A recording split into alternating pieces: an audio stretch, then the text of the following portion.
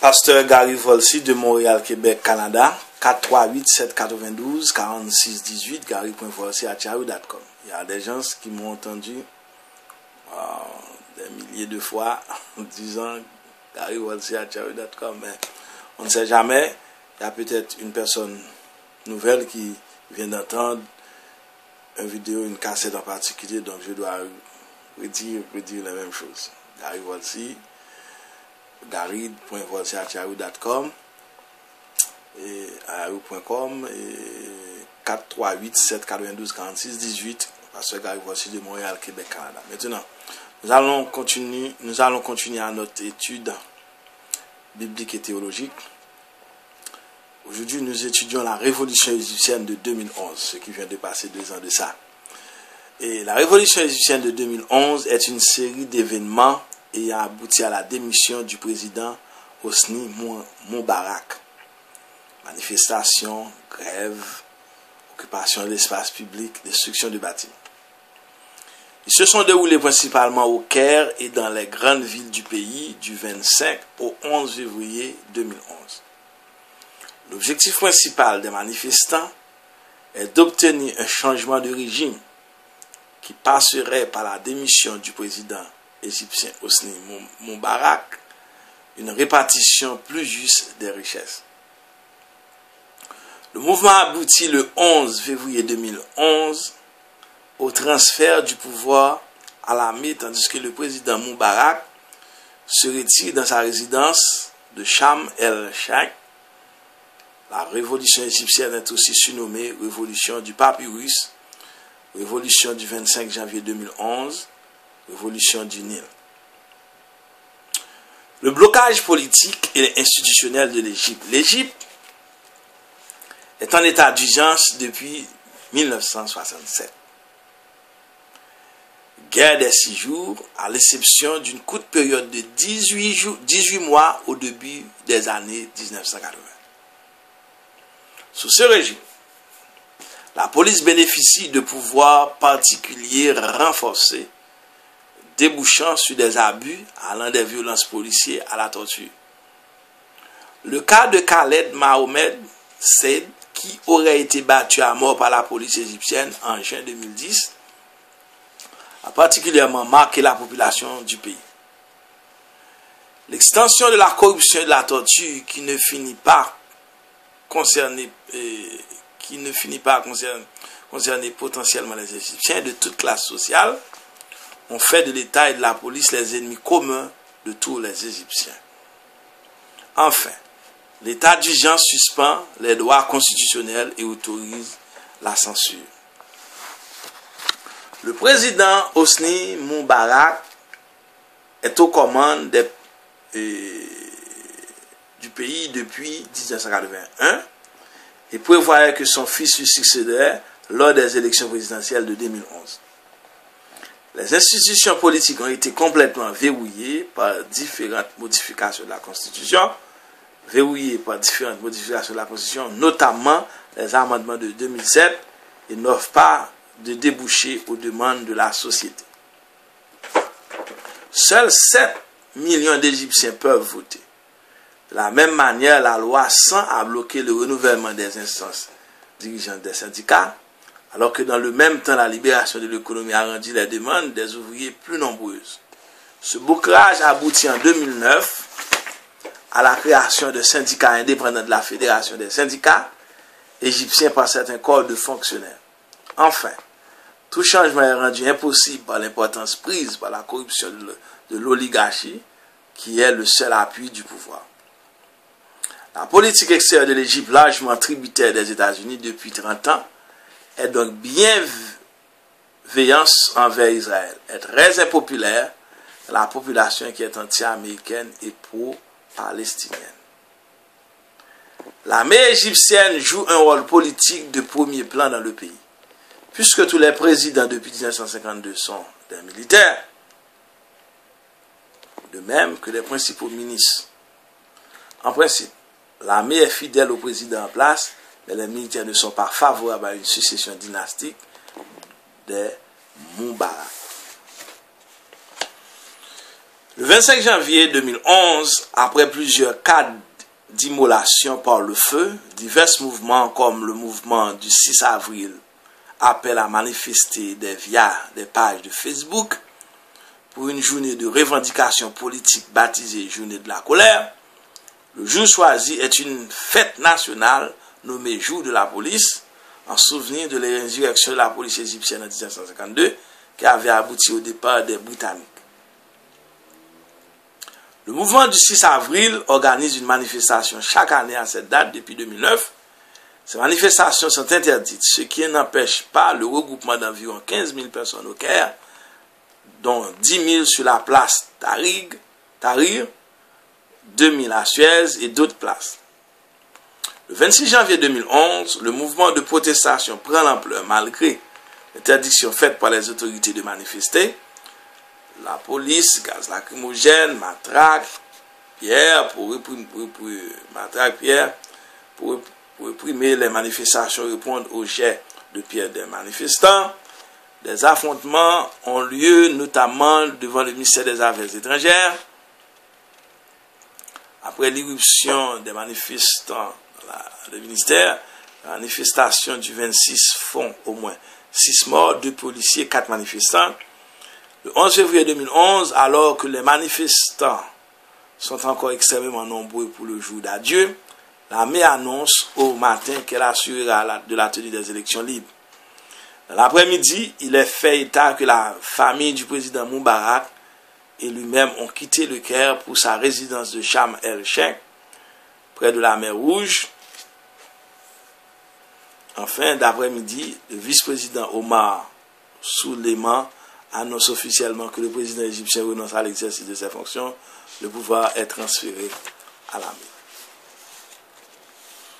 Les récentes guerres d'Égypte contre Israël. 1. La guerre de l'indépendance 14-15 1948. La déclaration de l'indépendance de l'État d'Israël a lieu le 14 mai 1948, le dernier jour du sabbat des forces britanniques par le président de l'agence juive David Ben-Gurion, qui devient le premier ministre du nouvel État. Les pays arabes voisins lui déclarent immédiatement la guerre et envahissent la Palestine le jour même. Israël affronte les armées de 5 pays arabes lors de la guerre israélo-arabe de 1948, qui font partie des 7 fondateurs de la Ligue arabe, Égypte, Arabie saoudite, Irak, Jordanie, Liban, Syrie, Yémen. 2.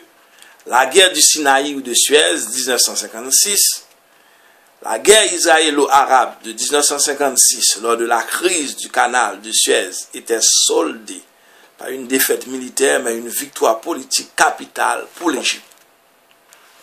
À la suite du renoncement des États-Unis à supporter financièrement la construction du barrage d'Assouan, le président égyptien Gamal Abdel Nasser avait nationalisé le canal de Suez en 1956.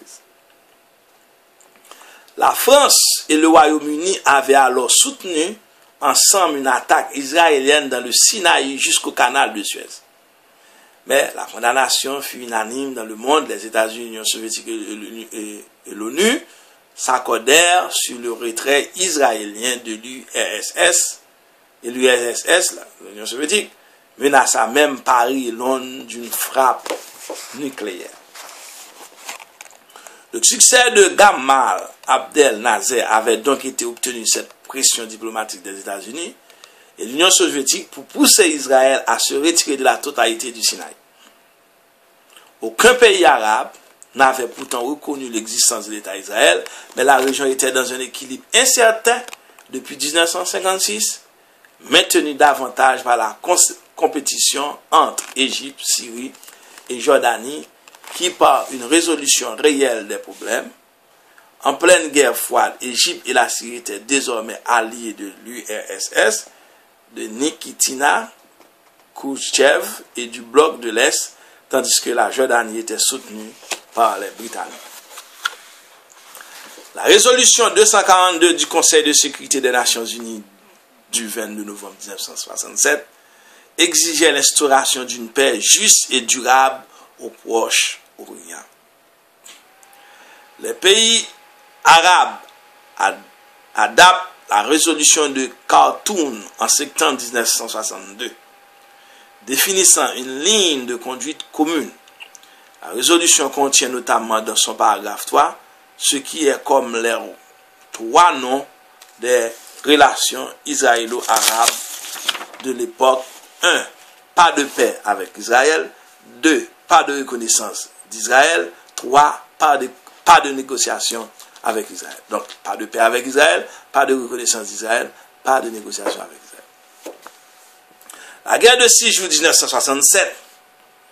La guerre de 6 jours est une guerre qui opposa du 5 au 10 juin 1967 Israël à une coalition, la Ligue arabe, formée par Égypte, la Jordanie, la Syrie, l'Irak.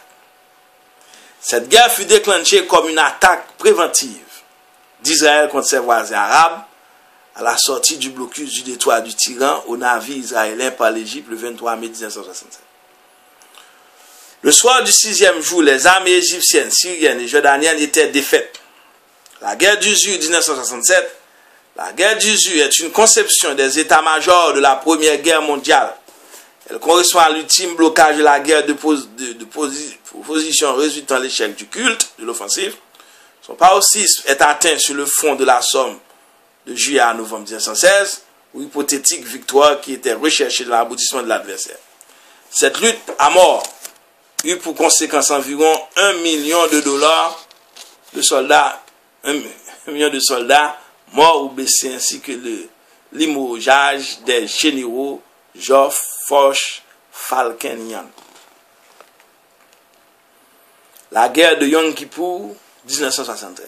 La guerre du Kippour, aussi appelée guerre du Ramadan, guerre d'octobre ou guerre israélo-arabe de 1973, opposa 6 octobre au 24 octobre 1973 Israël a une coalition menée par l'Égypte et la Syrie. Le jour de jeûne de Yom Kippour, le plus saint du calendrier juif, férié en Israël, qui coïncidait avec la période de Ramadan, les Égyptiens et les Syriens attaquèrent par surprise simultanément dans la péninsule du Sinaï et sur le plateau du Golan, territoires respectivement égyptiens et syriens occupés par Israël depuis la guerre de 6 jours. Voilà.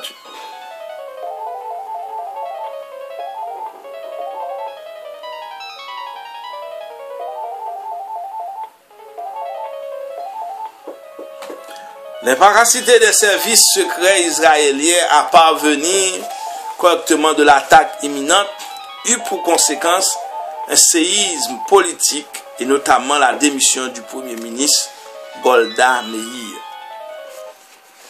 La destruction de la ligne Bar-Lev et l'effondrement de la théorie de sécurité israélienne permit l'ouverture des négociations de paix qui a abouti à la normalisation des relations entre Israël et l'Égypte. Celle-ci a abouti aux accords de Camp de David en 1978 aux États-Unis contre l'engagement de ne plus attaquer Israël, engagement tenu jusqu'à aujourd'hui.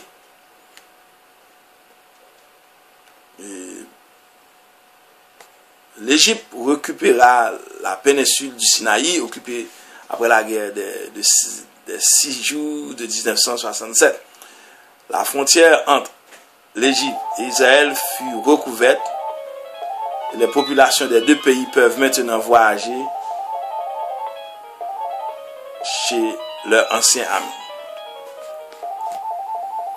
La première guerre du Liban en 1982, cette guerre est aussi nommée l'opération Paix en Galilée. L'invasion du Liban de 1982 est un épisode de la guerre du Liban au cours duquel l'armée israélienne envahit le sud du Liban à partir du 6 juin 1982, officiellement dans le but de faire cesser les attaques palestiniennes de l'OLP LAS au Liban. La deuxième guerre du Liban, 12 juillet 2006, Le conflit israélo-libanais de 2006, épisode du conflit israélo-arabe, est un conflit armé qui oppose à Israël au Liban à compter du 12 juillet 2006.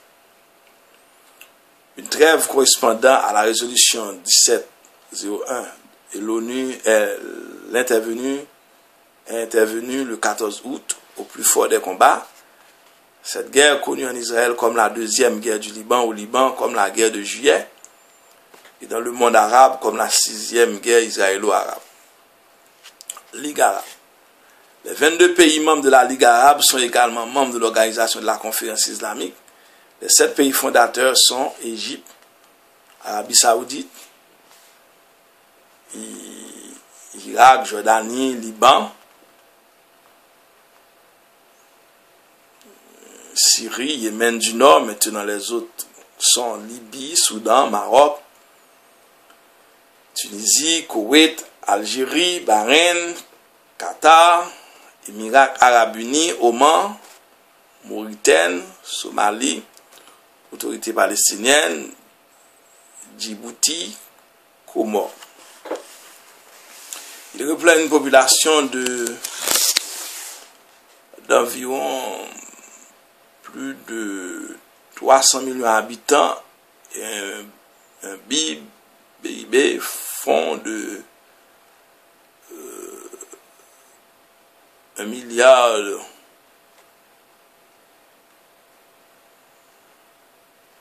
des milliards de dollars US. Le conseil, j'ai un chiffre là, mais ça peut varier, des milliards de dollars. Le conseil de la Ligue arabe est dirigé par la Syrie, le pays ennemi du peuple.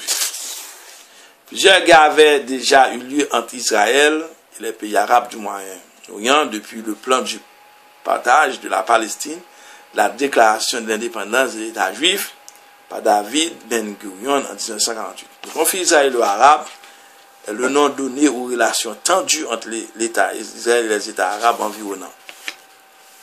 Depuis la création d'Israël du 14 mai 1958, il a pour point d'orgue 7 conflits armés.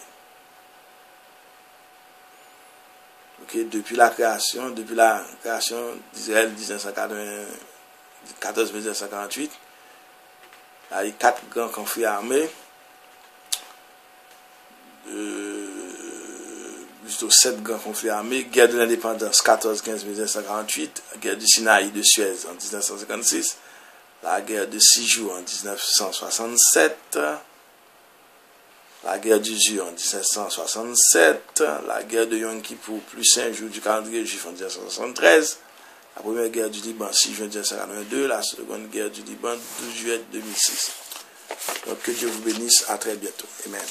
Dans ce gars, voici de Montréal, Québec, Canada, 438-742-46-18, gary.voici.com. La prochaine fois, nous allons étudier les 2 premières puissances du monde durant la grande tribulation. C'est très important. Et donc, nous déjà dit, c'est la Russie avec la Chine à pied. Et nous pourrons prouver ça parce que il y a un code dans la Bible. C'est-à-dire que mon description dans la Bible, ça avait au même parlé.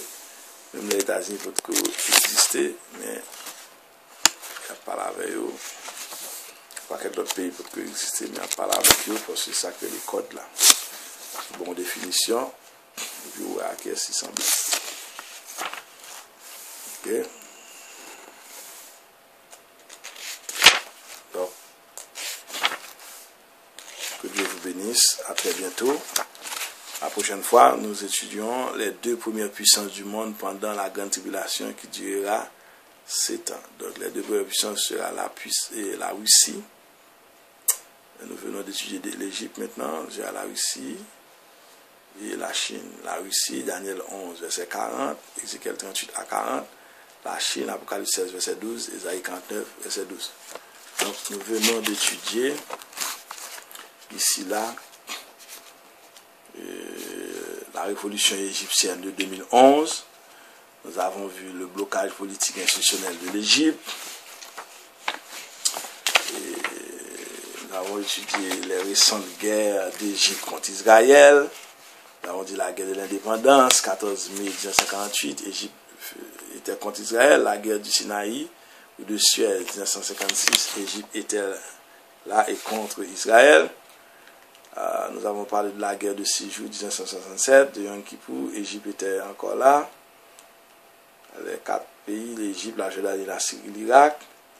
Nous avons parlé de la guerre du 1967, dont 3 généraux sont morts, Joffre, Foch et Falkenhayn.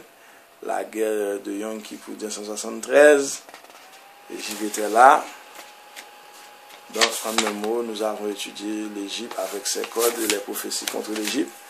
Mais l'Égypte a été toujours parmi ceux qui sont contre Israël dans les guerres suivantes, la guerre d'indépendance 14-15 1958, la guerre du Sinaï de Suez en 1956, la guerre de 6 jours en 1967, la guerre du 18 en 1967, la guerre de Yom Kippur plus 5 jours du calendrier juif en 1973, la première guerre du Liban 6 juin 1982, la seconde guerre du Liban 12 juillet 2006. Amen, amen, amen.